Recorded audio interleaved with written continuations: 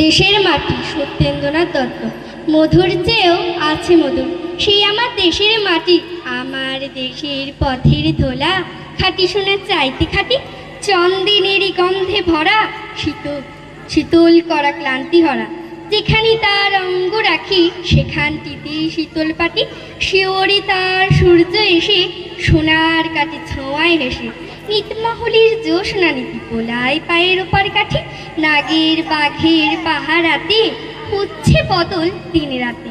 পাহাড় তারে আড়াল করে সাগর সেদার ধোয়ায় পাটি, ময়ূর ফুলের মাল্য মাথায়, লীলা কমল গন্ধে মাথায়, পায়ে জড়ে তার লবঙ্গ ফুল, অঙ্গে বকুলা দোপাটি।